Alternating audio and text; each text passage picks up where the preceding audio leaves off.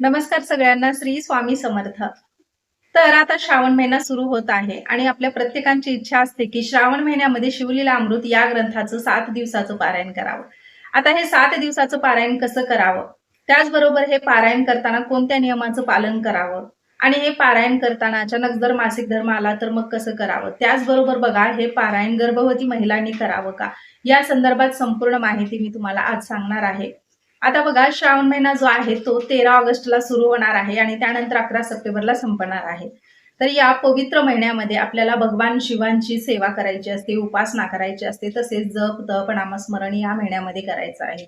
आणि भगवान शिवांच्या उपासनेसोबतच आपल्याला शिवलिंगावर अभिषेक देखील करायचा असतो. आता या महिनाभरामध्ये तुम्ही दुधाने, पंचामृताने, तसेच बघा जर काहीच भेटत नसेल तर तुम्ही फक्त पाण्याने देखील दररोज न चुकता अभिषेक केला तरी सुद्धा चालेल. या महिनाभरामध्ये आवर्जून अभिषेकाची देखील सेवा करावी.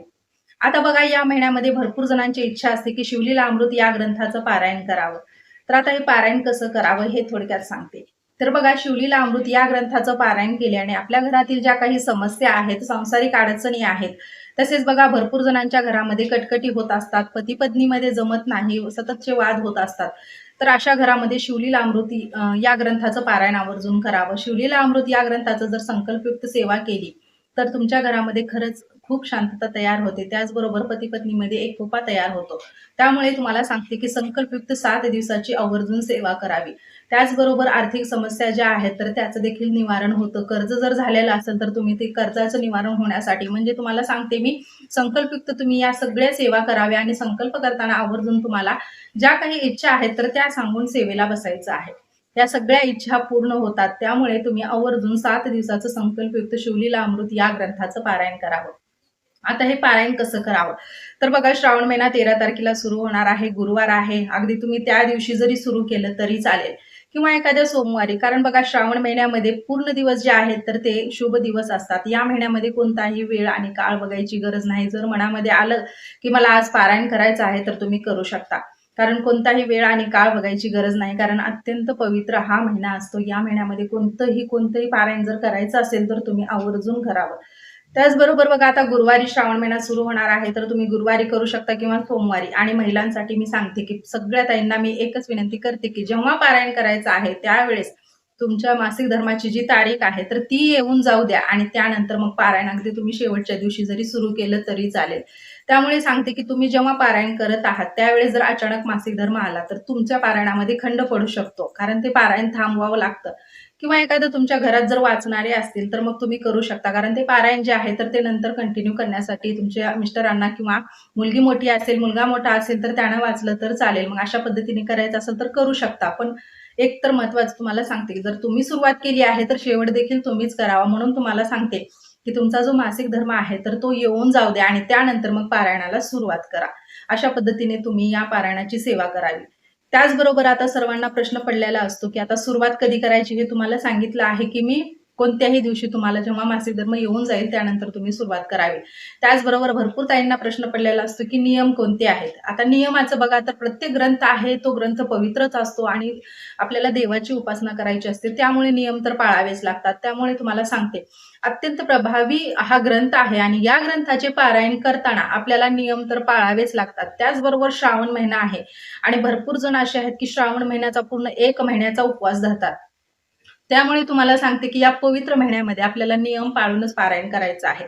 कोणीच काहीच प्रश्न विचारू नका की मला या नियमाचं पालन करणं होत नाही, असं तसं म्हणू नका. कारण बघा हे पारायण करताना आपल्याला नियम तर पाळणं गरजेचंच आहे. म्हणून तुम्हाला सांगते 7 दिवसाचं जरी पारायण, अगदी 1 दिवसाचं जरी पारायण करायचं असेल तर तुम्हाला नियम तर पाळावेच लागतील. त्यामुळे तुम्हाला सांगते सगळे जे नियम आहेत तर ते न चुकता आपल्याला पाळायचे आहेत. पहिला जो नियम आहे तो आहे की मांसाहार वर्ज्य करायचा. कारण श्रावण महिना आहे आणि या महिन्यामध्ये भरपूर जण महिनाभरासाठीच मांसाहार जो आहे ते वर्ज्य करतात. त्यामुळे त्याचा तर प्रश्नच येत नाही. त्यामुळे तुम्हाला सांगते मांसाहार जो आहे तो वर्ज्य करायचा आहे. त्याचबरोबर परान्न वर्ज्य करायचं आहे. कारण सगळ्यात अगोदर अन्नातून आपल्याला दोष लागतो. म्हणून तुम्हाला सांगते की बाहेरचं, हॉटेलचं वगैरे काहीच खायचं नाही किंवा अगदी बाहेरचं म्हणजे की तुमच्या शेजारच्याने जरी दिलं तर ते देखील तुम्हाला खायचं नाही. म्हणजे कडकडीत परान्न जे आहे ते वर्ज्य करायचं आहे. त्याचबरोबर कांदा लसूण बंद करायचा आहे, म्हणजे कांदा लसूण देखील, कारण या महिन्यामध्ये सात्विक आहार भरपूर जण घेतात आणि महिनाभराचा उपवास धरणारे तर पूर्ण महिनाभर कांदा लसूण जे आहे ते वर्ज्य करतात. त्यामुळे तुम्हाला सांगते की या पारायण काळात म्हणजे आपल्याला तर फक्त 7 दिवसामध्येच हे नियम पाळायचे आहेत. भरपूर जण असे आहेत की महिनाभर हे सगळे नियम पाळतात. जर सेवा करायची असेल तर एकदम मनातून सेवा करा. त्यामुळे सांगते की मांसाहार परान्न वर्ज्य, कांदा लसूण वर्ज्य आणि सगळ्यात महत्त्वाचा नियम जो आहे तो ब्रह्मचर्याचं पालन. तर ब्रह्मचर्याचं देखील या 7 दिवसामध्ये आपल्याला पालन करायचं आहे आणि त्यानंतर सेवा जी आहे ती कंटिन्यू सुरू ठेवायची आहे. हे सगळे नियमाचं पालन करायचं आहे. नियम अगदी सोपे आणि साधेच आहेत, म्हणजे जे की दर पारायणाला हेच नियम असतात.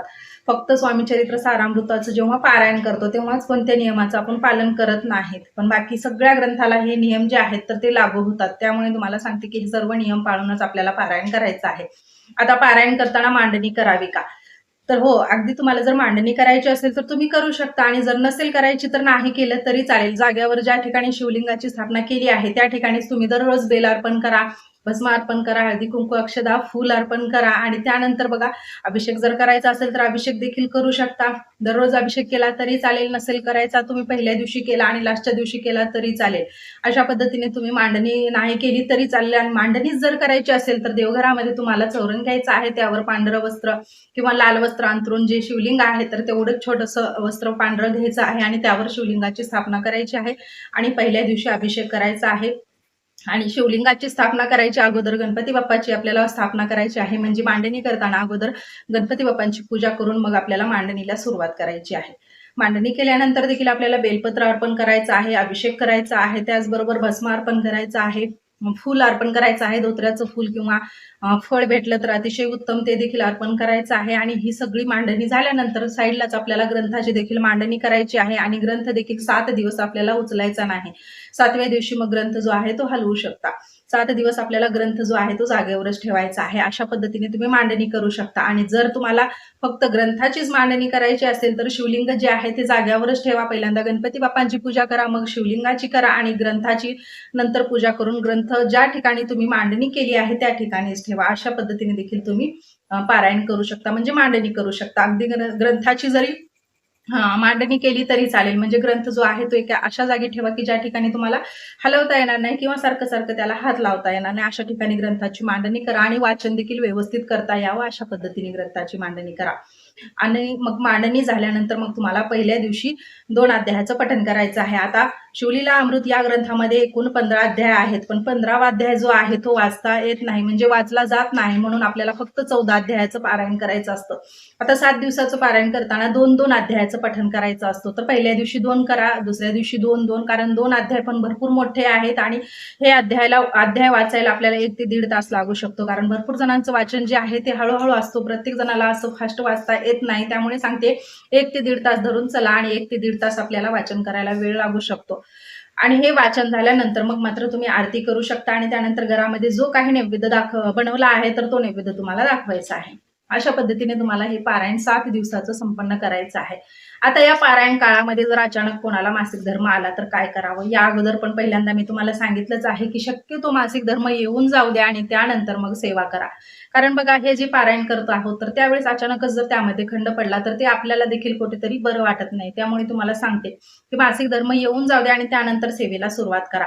जरी अचानकच मग तुम्ही सेवेला सुरुवात केली आणि आला मासिक धर्म तर मग घरामध्ये मुलाला, मुलीला किंवा तुमच्या मिस्टरांना जर वाचायचं असेल तर त्यांना वाचू द्या. नाहीच जर कोणी वाचलं तर मग त्यानंतर पोथी जी आहे तर त्याच ठिकाणी ठेवा. तुमचे 4 दिवस होऊ द्या आणि त्यानंतर मग वाचनाला सुरुवात करा. म्हणूनच तुम्हाला सांगते की ह्या जो इतका गॅप जो आहे तर तो होण्यापेक्षा तुम्ही तुमच्या अडचणी होऊन जाऊ द्या आणि त्यानंतरच सेवेला सुरुवात करा. हे एकदम बरोबर आहे. तर हेच तुमच्यासोबत मला सांगायचं होतं की हे अतिशय महत्त्वाचा प्रश्न आहे की तुमची अडचण जी आहे तर ती येऊन जाऊ द्या आणि त्यानंतरच मग सेवेला सुरुवात करा. कारण जेणेकरून आपली सेवेत पण खंड पडणार नाही. आपण ज्या सेवेची सुरुवात केली आहे आणि त्या सेवेचा शेवट देखील आपणच करणार आहोत. अशा पद्धतीने सेवा करावी आणि ती सेवा देखील आपल्याला देखील कुठेतरी चांगली वाटते. म्हणून तुम्हाला सांगते की ज्यावेळेस देखील पारायण करत आहात तर त्यावेळेस तुमची अडचण येऊन जाऊ द्या आणि त्यानंतर पारायण करा. आणि आता तिसरा प्रश्न की गर्भवती महिलांनी करावं का? आता बघा गर्भवती महिला आता 5वा महिना आहे, 4था महिना आहे, तुम्ही करू शकता कारण तुम्हाला बसता येतं. त्यामुळे सांगते की तुम्ही घरच्या घरी पारायण करू शकता. 7 दिवसाचं करा, 3 दिवसाचं करा, 5 दिवसाचं करा. तुम्हाला जेवढ्या दिवसाचं पारायण करायचं आहे तेवढ्या दिवसाचं करू शकता. पण अगदी 7वा महिना आहे, 8वा आहे आणि 9वा महिना आहे. आता 9वा महिना आहे आणि 8वा महिन्यामध्ये तर बसता उठताच येत नाही. त्यामुळे सांगते की तुमच्या तब्येतीची काळजी घ्या. तुम्ही या वर्षामध्ये म्हणजे आता या श्रावण महिन्यामध्ये नाही सेवा केली तर तुम्ही पुढल्या वर्षी म्हणजे पुढल्या महिन्यामध्ये पुढल्या वर्षीच्या श्रावण महिन्यामध्ये तुम्ही सेवा करू शकता. म्हणून तुम्हाला सांगते जर बसता उठता येत असेल तर मग तुम्ही एक दिवसाचं तर शक्यच होणार नाही, कारण अध्याय खूप मोठे आहेत, ते वाचताच येणार नाहीत. त्यामुळे सांगते जर पारायण करायचंच असेल तर 7 दिवसाचं पारायण करावं. आणि गर्भवती महिलांनी शक्यतो पारायण करू नये. असं करावं की तुम्ही नामस्मरण करा, अभिषेकाची सेवा करा, बसून तुम्ही दररोज ओम नमः शिवाय या मंत्राचा तुम्ही 108 वेळेस जप करू शकता. ज्या ठिकाणी तुम्ही बसत आहात म्हणजे तुमच्या बेडरूममध्ये वगैरे त्या ठिकाणी देखील तुम्ही नामस्मरण केलं तरी चालेल. पारायण करावं असंच नाही. आता जर तुम्हाला करायची इच्छाच असेल 7वा महिना आहे किंवा 6वा महिना आहे तर मग तुम्ही करू शकता. पण अगदी 8व्या 9व्या महिन्यामध्ये तुम्ही पारायण करू नका. आणि ज्यांच्या 4था 5वा आहे अशांनी केलं तरी चालेल. कारण बघा आता बसता उठता येत असेल तुमची तब्येतीची काळजी घेऊन करा, कारण नियम पाळावेच लागतात आणि नियमाचं पालन करणं गरजेचं आहे. आणि त्याचबरोबर तुमच्या तब्येतीची देखील काळजी करणं तितकंच महत्त्वाचं आहे. म्हणून तुम्हाला सांगते की शक्यतो गर्भवती महिलांनी पारायण करूच नका, कारण हे नियम पाळताना तुमच्या शरीरामध्ये जे काही कमतरता आहे तर ती नंतर तुमच्या बाळावर जाणवते. म्हणून तुम्हाला सांगते पारायण करताना हे नियम पाळावे लागतात आणि त्यामुळे तुमचं शरीर कमजोर होतं आणि हे सगळे नियम पाळून तुमचं शरीर कमजोर झाल्यास त्याचा प्रभाव तुमच्या बाळावर पडतो. म्हणून तुम्हाला सांगते की तुम्ही पारायण करू नका.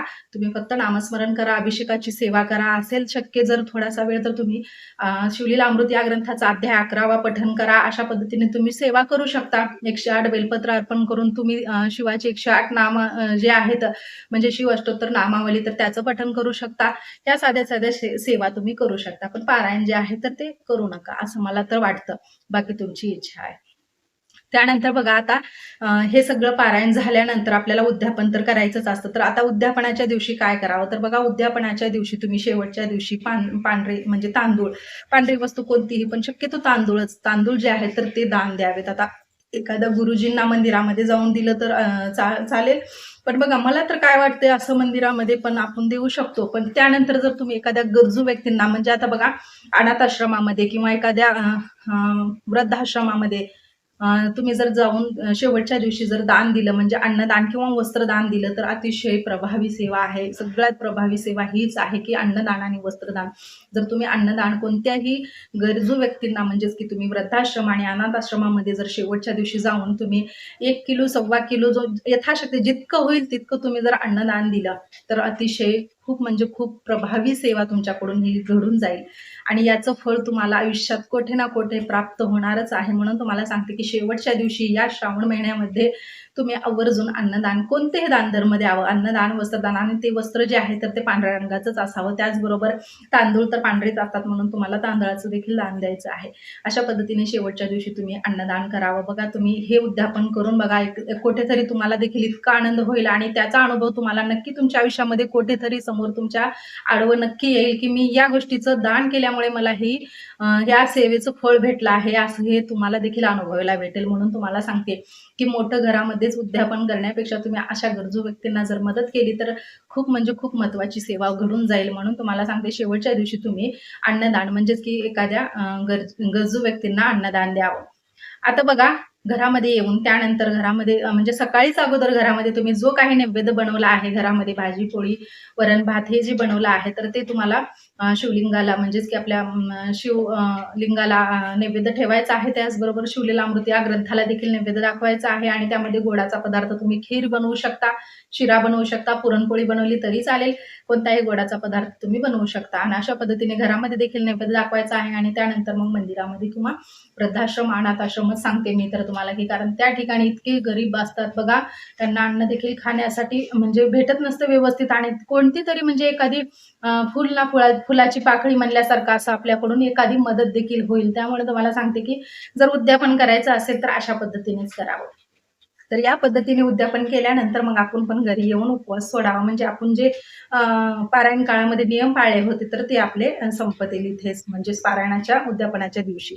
तर अशा पद्धतीने तुम्ही हे पारायण जे आहे तर ते संपन्न करावं. आवडली असेल माहिती तर चॅनलला सबस्क्राईब करा आणि व्हिडिओला पण लाईक करा आणि भेटूया अशाच माहितीसोबत आणि अशाच सेवेसोबत. आणि बघा, तुम्हाला जर आणखीन काही प्रश्न विचारायचे असतील तर ते देखील तुम्ही मला कमेंट्समध्ये विचारू शकता आणि माझं काही चुकलं असेल तर ते देखील तुम्ही मला सांगू शकता.